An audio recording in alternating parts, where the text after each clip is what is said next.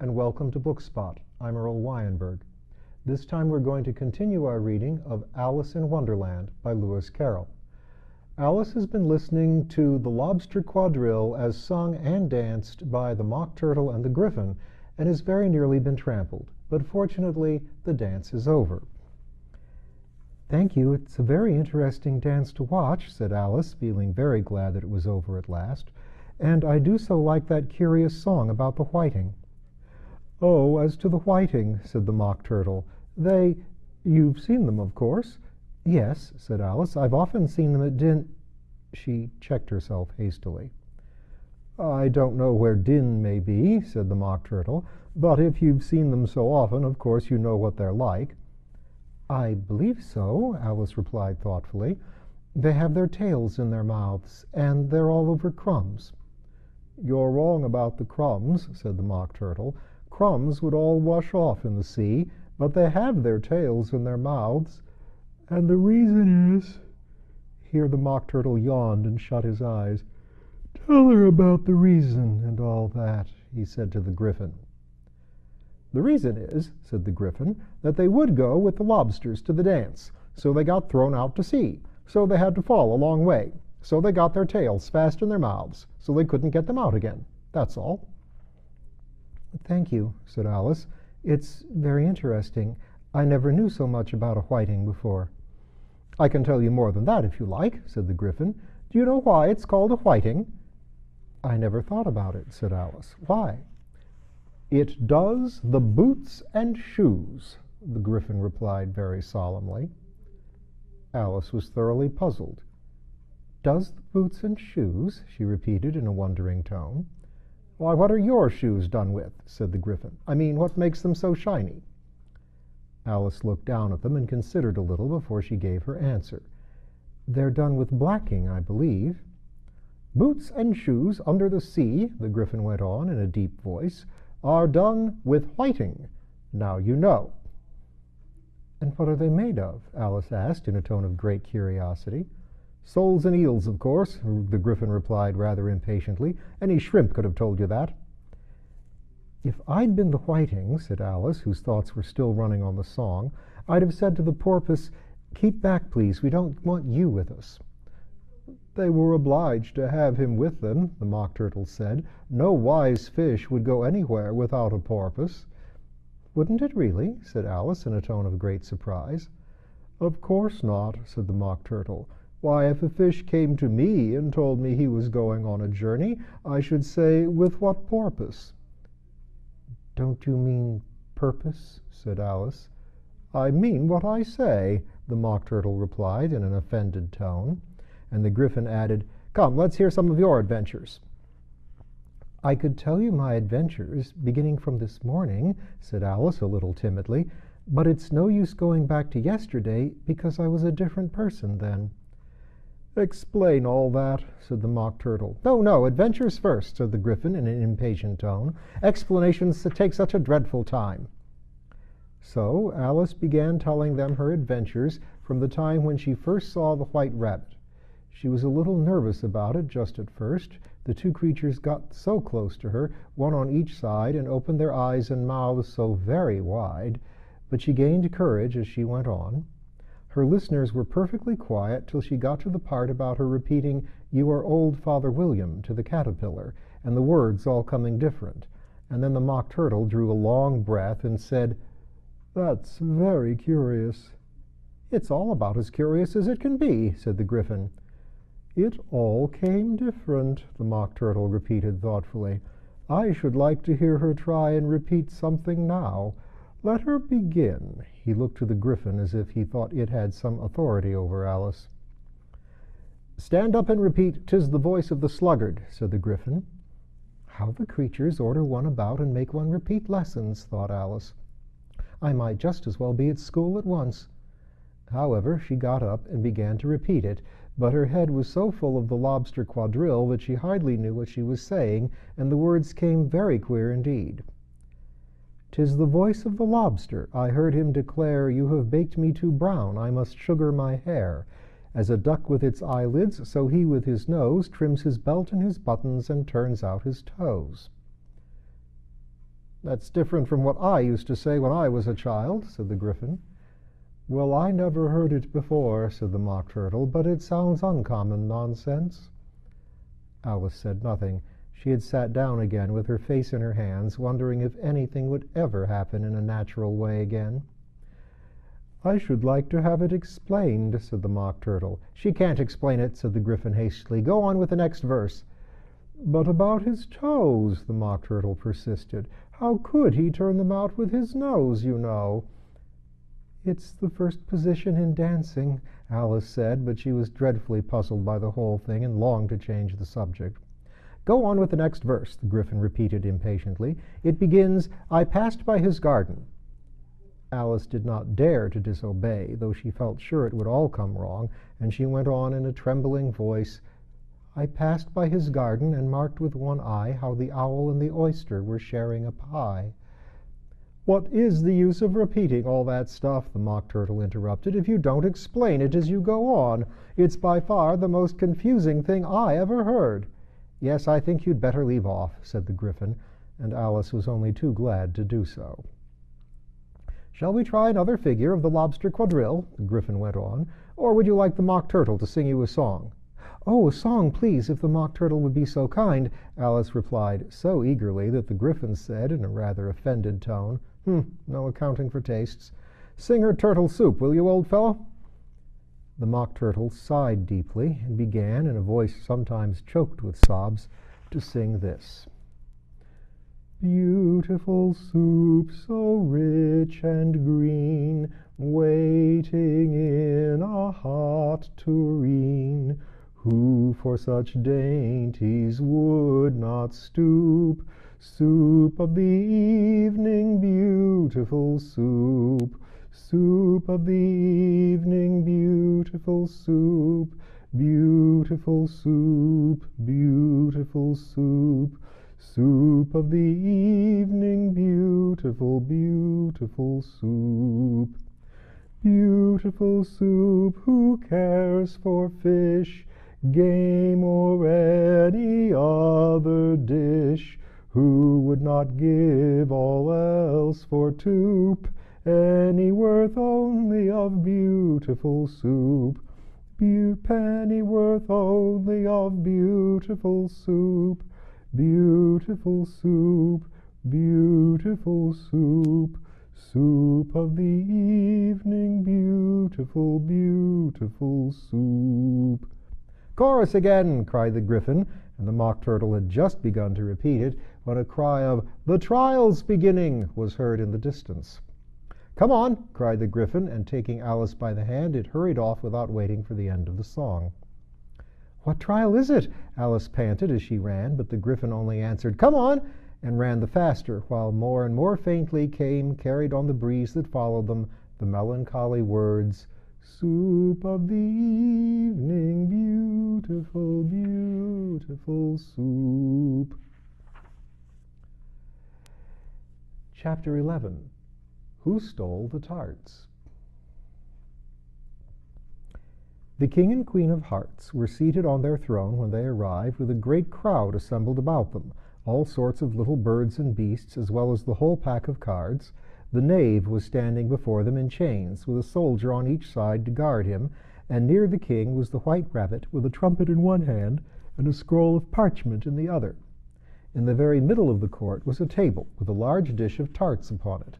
They looked so good that it made Alice quite hungry to look at them. "I wish they'd get the trial done," she thought, "and hand round the refreshments." But there seemed to be no chance of this, so she began looking at everything about her to pass away the time. Alice had never been in a court of justice before, but she had read about them in books, and she was quite pleased to find that she knew the name of nearly everything there. "That's the judge," she said to herself, "because of his great wig." The judge, by the way, was the king, and as he wore his crown over the wig, he did not look at all comfortable, and it was certainly not becoming. "And that's the jury box," thought Alice. "And those 12 creatures," she was obliged to say creatures, you see, because some of them were animals and some were birds, "I suppose they are the jurors." She said this last word 2 or 3 times over to herself, being rather proud of it. for she thought, and rightly too, that very few little girls of her age knew the meaning of it at all. However, jurymen would have done just as well. The 12 jurors were all writing very busily on slates. "What are they doing?" Alice whispered to the Gryphon. "They can't have anything to put down yet before the trial's begun." "They're putting down their names," said the Gryphon, whispering in reply, "for fear they should forget them before the end of the trial." "Stupid things," Alice began in a loud, indignant voice, but she stopped herself hastily, for the White Rabbit cried out, "Silence in the court!" and the king put on his spectacles and looked anxiously round to make out who was talking. Alice could see, as well as if she were looking over their shoulders, that all the jurors were writing down "stupid things" on their slates, and she could even make out that one of them didn't know how to spell stupid, and that he had to ask his neighbor to tell him. "A nice muddle their slates will be in before the trial's over," thought Alice. One of the jurors had a pencil that squeaked. This, of course, Alice could not stand, and she went round the court and got behind him, and very soon found an opportunity of taking it away. She did it so quickly that the poor little juror, it was Bill the Lizard, could not make out at all what had become of it. So, after hunting all about for it, he was obliged to write with one finger for the rest of the day. And this was of very little use, as it left no mark on the slate. "Herald, read the accusation," said the king. On this, the White Rabbit blew 3 blasts on the trumpet, then unrolled the parchment scroll and read as follows. "The Queen of Hearts, she made some tarts, all on a summer day. The Knave of Hearts, he stole those tarts, and took them quite away." "Consider your verdict," said the king to the jury. "Not yet, not yet," the rabbit hastily interrupted. "There's a great deal to come before that." "Call the first witness," said the king, and the White Rabbit blew 3 blasts on the trumpet and called out, "First witness!" The first witness was the Hatter. He came in with a teacup in one hand and a piece of bread and butter in the other. "I beg your pardon, your Majesty," he began, "for bringing these in, but I hadn't quite finished my tea when I was sent for." "You ought to have finished," said the king. "When did you begin?" The Hatter looked at the March Hare, who had followed him into the court arm in arm with the Dormouse. 14th of March, I think it was." 15th, said the March Hare. 16th, added the Dormouse. "Write that down," the king said to the jury, and the jury eagerly wrote down all 3 dates on their slates, and then added them up and reduced the answers to shillings and pence. "Take off your hat," the king said to the Hatter. "It isn't mine," said the Hatter. "Stolen!" the king exclaimed, turning to the jury, who instantly made a memorandum of the fact. "I keep them to sell," the Hatter added as an explanation. "I've none of my own. I'm a Hatter." Here the queen put on her spectacles and began staring hard at the Hatter, who turned pale and fidgeted. "Give your evidence," said the king, "and don't be nervous, or I'll have you executed on the spot." This did not seem to encourage the witness at all. He kept shifting from one foot to the other, looking uneasily at the queen, and in his confusion he bit a large piece out of his teacup instead of the bread and butter. Just at this moment, Alice felt a very curious sensation, which puzzled her a good deal until she made out what it was. She was beginning to grow larger again, and she thought at first she would get up and leave the court. But on second thoughts, she decided to remain where she was as long as there was room for her. "I do wish you wouldn't squeeze so," said the Dormouse, who was sitting next to her. "I can hardly breathe." "I can't help it," said Alice very meekly. "I'm growing." "You've no right to grow here," said the Dormouse. "Don't talk nonsense," said Alice more boldly. "You know you're growing too." "Yes, but I grow at a reasonable pace," said the Dormouse. "Not in that ridiculous fashion." And he got up very sulkily and crossed over to the other side of the court.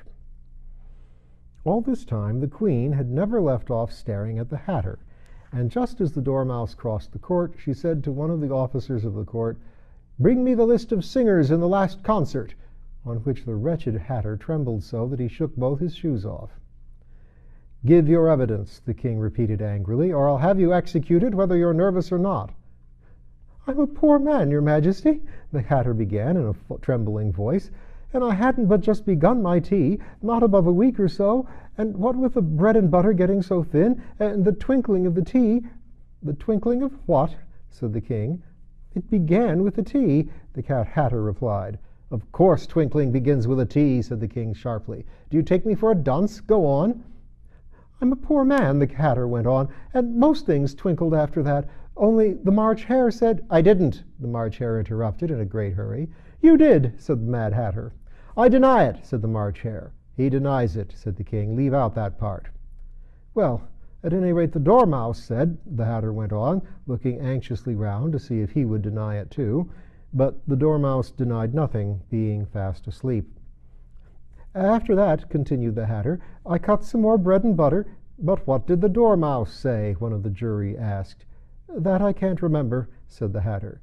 "You must remember," remarked the king, "or I'll have you executed." The miserable Hatter dropped his teacup and bread and butter and went down on one knee. "I'm a poor man, your Majesty," he began. "You're a very poor speaker," said the king. Here one of the guinea pigs cheered, and was immediately suppressed by the officers of the court. As that is a rather hard word, I will just explain to you how it was done. They had a large canvas bag, which tied up at the mouth with strings. Into this they slipped the guinea pig head first, and then sat upon it. "I'm glad I've seen that done," thought Alice. "I've so often read in the newspapers at the end of trials there was some attempt at applause which was immediately suppressed by the officers of the court, and I never understood what it meant till now." "If that's all you know about it, you may stand down," continued the king. "I can't go no lower," said the Hatter. "I'm on the floor as it is." "Then you may sit down," the king replied. Here the other guinea pig cheered, and was suppressed. "Come, that finishes the guinea pigs," thought Alice. "Now we shall get on better." "I'd rather finish my tea," said the Hatter, with an anxious look at the Queen, who was reading the list of singers. "You may go," said the king, and the Hatter hurriedly left the court without even waiting to put his shoes on. "And just take his head off outside," the Queen added to one of the officers, but the Hatter was out of sight before the officer could get to the door. "Call the next witness," said the king. The next witness was the Duchess's cook.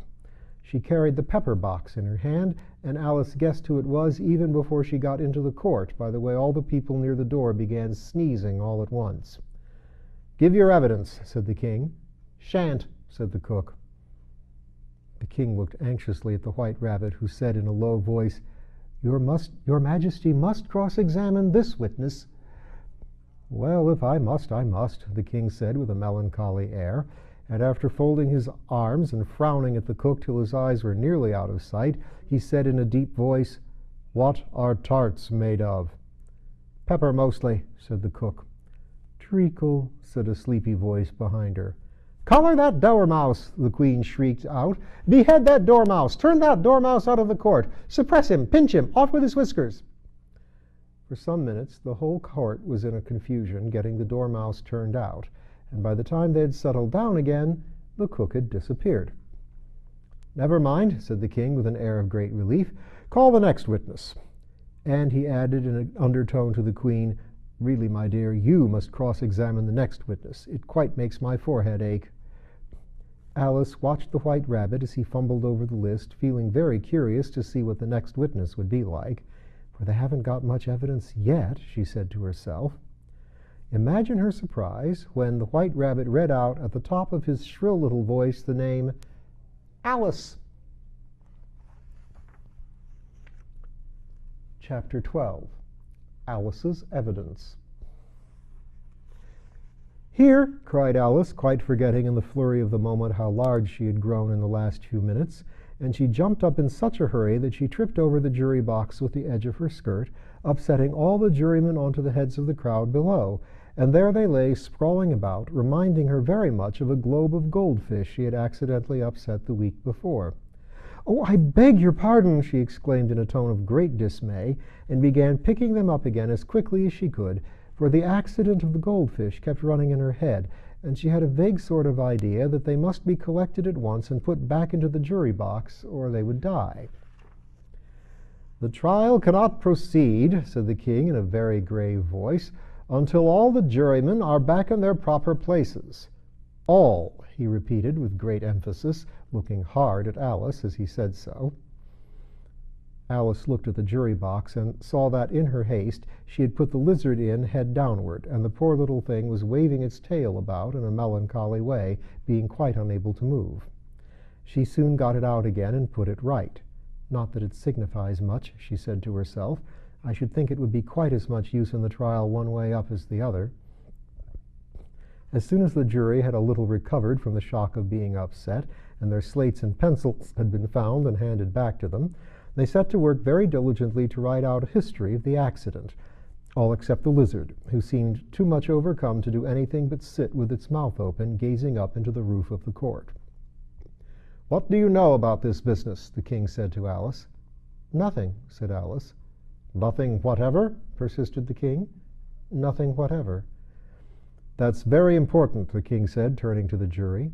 They were just beginning to write this down on their slates when the White Rabbit interrupted. "Unimportant, Your Majesty means, of course," he said in a very respectful tone, but frowning and making faces at him as he spoke. "Unimportant, of course, I meant," the king hastily said, and went on to himself in an undertone, "Important, unimportant, unimportant, important," as if he were trying which word sounded best. Some of the jury wrote down important and some unimportant. Alice could see this as she was near enough to look over their slates. But it doesn't matter a bit, she thought to herself. At this moment, the king, who had been for some time busily writing in his notebook, called out, "Silence!" and read out from his book, "Rule 42, all persons more than a mile high to leave the court." Everybody looked at Alice. "I'm not a mile high," said Alice. "You are," said the king. "Nearly 2 miles high," added the queen. "Well, I shan't go at any rate," said Alice. "Besides, that's not a regular rule. You just invented it now." "It's the oldest rule in the book," said the king. "Then it ought to be number 1, said Alice. The king turned pale and shut his notebook hastily. "Consider your verdict," he said to the jury in a low, trembling voice. "There's more evidence yet to come, please your majesty," said the White Rabbit, jumping up in a great hurry. "This paper has just been picked up." "What's in it?" said the queen. "I haven't opened it yet," said the White Rabbit, "but it seems to be a letter written by the prisoner to somebody." "It must have been that," said the king, "unless it was written to nobody, which isn't usual, you know." "Who is it directed to?" said one of the jurymen.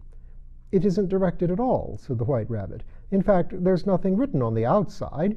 He unfolded the paper as he spoke, and added, "It isn't a letter after all. It's a set of verses." "Are they in the prisoner's handwriting?" asked another juryman. "No, they're not," said the White Rabbit, "and that's the queerest thing about it." The jury all looked puzzled. "He must have imitated somebody else's hand," said the king. The jury all brightened up again. "Please your majesty," said the knave, "I didn't write it, and they can't prove I did. There's no name signed at the end." "If you didn't sign it," said the king, "that only makes the matter worse. You must have meant some mischief, or else you'd have signed your name like an honest man." There was a general clapping of hands at this. It was the first really clever thing the king had said that day. "That proves his guilt," said the queen. "It proves nothing of the sort," said Alice. "Why, you don't even know what they're about." "Read them," said the king. The White Rabbit put on his spectacles. "Where shall I begin, please your majesty?"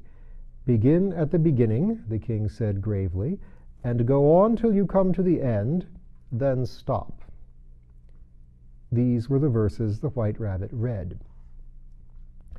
"They told me you had been to her and mentioned me to him. She gave me a good character, but said I could not swim. He sent them word I had not gone. We know it to be true. If she should push the matter on, what would become of you? I gave her 1, they gave him 2, you gave us 3 or more. They all returned from him to you, though they were mine before. If I or she should chance to be involved in this affair, he trusts to you to set them free exactly as we were.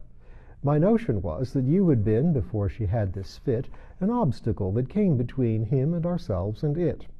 Don't let him know she liked them best, for this must ever be a secret kept from all the rest between yourself and me." "That's the most important piece of evidence we've heard yet," said the king, rubbing his hands.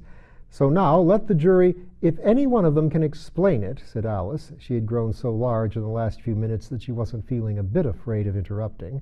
"I'll give him 6pence. I don't believe there's an atom of meaning in it."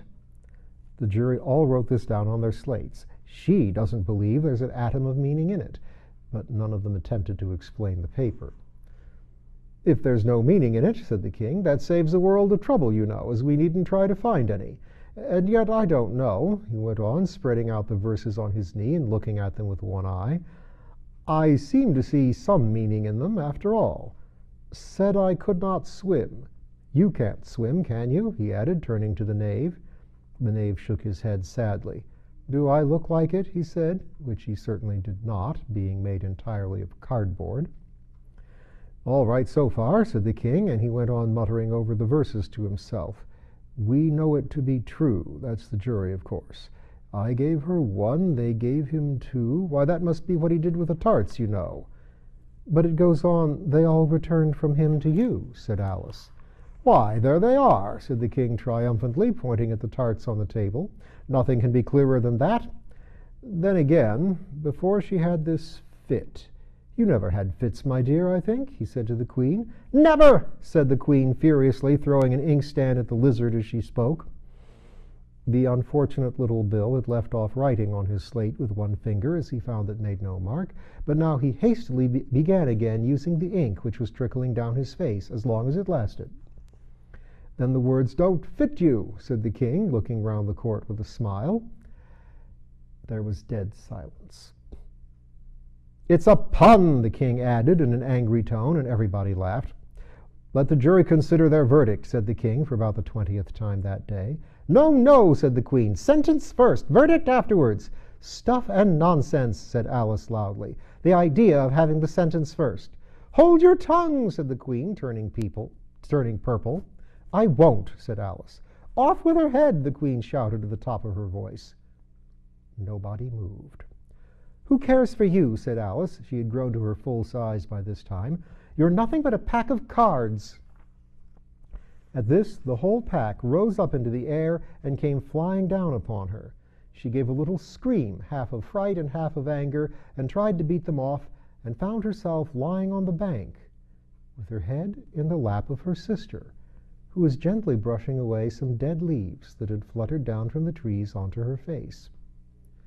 "Wake up, Alice dear," said her sister. "Why, what a long sleep you've had." "Oh, I've had such a curious dream," said Alice, and she told her sister, as well as she could remember them, all these strange adventures of hers that you have just been reading about. And when she had finished, her sister kissed her and said, "It was a curious dream, dear, certainly, but now run into your tea, it's getting late." So Alice got up and ran off, thinking while she ran, as well she might, what a wonderful dream it had been. But her sister sat still just as she left her, leaning her head on her hand, watching the setting sun, and thinking of little Alice and all her wonderful adventures, till she too began dreaming after a fashion, and this was her dream. First she dreamed of little Alice herself. Once again the tiny hands were clasped upon her knee, and the bright, eager eyes were looking up into hers. She could hear the very tones of her voice, and see that queer little toss of the head to keep back the wandering hair that would always get into her eyes. And still as she listened, or seemed to listen, the whole place around her became alive with the strange creatures of her little sister's dream. The long grass rustled at her feet as the white rabbit hurried by. The frightened mouse splashed his way through the neighboring pool. She could hear the rattle of the teacups as the March Hare and his friends shared their never-ending meal, and the shrill voice of the queen ordering off her unfortunate guests to execution. Once more the pig baby was sneezing on the Duchess's knee, while plates and dishes crashed round it. Once more the shriek of the griffin, the squeaking of the lizard's slate pencil, the choking of the suppressed guinea pigs filled the air, mixed up with the distant sob of the miserable mock turtle. So she sat on with closed eyes and half believed herself in Wonderland, though she knew she had but to open them again, and all would change to dull reality. The grass would be only rustling in the wind, the pool rippling to the waving of the reeds, the rattling teacups would change to tinkling sheep bells, and the queen's shrill cries to the voice of the shepherd boy. The sneeze of the baby, the shriek of the griffin, and all the other queer noises would change, she knew, to the confused clamor of the busy farmyard, while the lowing of the cattle in the distance would take the place of the mock turtle's heavy sobs. Lastly, she pictured to herself how this same little sister of hers would, in the aftertime, be herself a grown woman, and how she would keep, through all her riper years, the simple and loving heart of her childhood, and how she would gather about her other little children, and make their eyes bright and eager with many a strange tale, perhaps even with the dream of Wonderland of long ago, and how she would feel all their simple sorrows, and find pleasure in their simple joys, remembering her own child life, and the happy summer days. The end.